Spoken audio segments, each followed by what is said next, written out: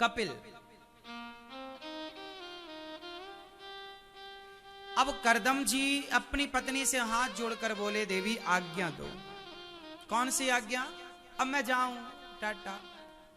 क्यों? गृहस्थी पूरी हो गई। शादी होने के बाद गृहस्थी में तब तक रहो जब तक बेटी और बेटों का विवाह नहीं होता। बेटी का विवाह कर दिया, बेटे का विवाह हो गया, बेटी अपने खुश, बेटा अपना खुश। अब आप दोनों पति पत्नी अब गृहस्थी से बाहर निकलकर रहो साथ में, पति पत्नी, पर भोगी बनकर नहीं, योगी बनकर के रहो। ये है वानप्रस्थ आश्रम।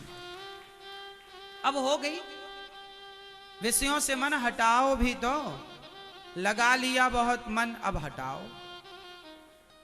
चक्रव्यूह में जैसे गए हो वैसे ही वापस आओ, ये तो समझदारी है। पर कोई जाना तो सीखा है पर आना नहीं सीखा। बताओ वो कौन है जो चक्रव्यूह में घुसना तो जानता है, निकलना नहीं जानता? कौन है वो? कौन? अच्छा ये बताओ, अभिमन्यु ने चक्रव्यूह में जाना कब सीखा? हाँ। अच्छा ये बताओ, चक्रव्यूह में जाना सीख लिया अभिमन्यु ने, तो आना क्यों नहीं सीखा? अरे सो गए थे तो कभी जगे नहीं क्या?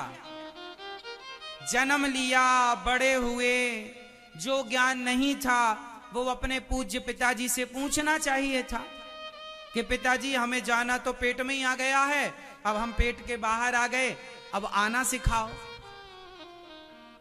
पूछना था या नहीं? नहीं पूछे। इसलिए आपके पास जो ज्ञान है समय पर उसे अपडेट करते रहना चाहिए। अभिमन्यु ने अपने ज्ञान को अपडेट नहीं किया।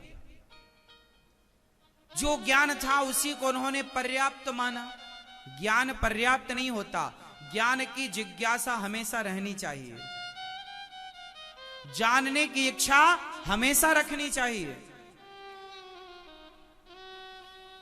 ये दास अनिरुद्ध जो है, मैं बहुत ज्यादा जिज्ञासु हूं, मैं हर चीज को जानना चाहता हूं। मैं कोई भी काम को देखता हूं तो ध्यान से देखता हूं, जबकि मेरा उस काम से कोई लेना देना नहीं है, लेकिन फिर भी मेरी जिज्ञासा क्या करूं। मैं कहीं भी जाता हूं, वहां की सभ्यता, वहां की परंपराओं के बारे में जानने की कोशिश करता हूं कि वहां का खान पान क्या है, वहां का रहन सहन क्या है। इंग्लैंड गया तो मैं सोचिए वहां से पूरी जानकारी लेके आया आप लोगों के लिए।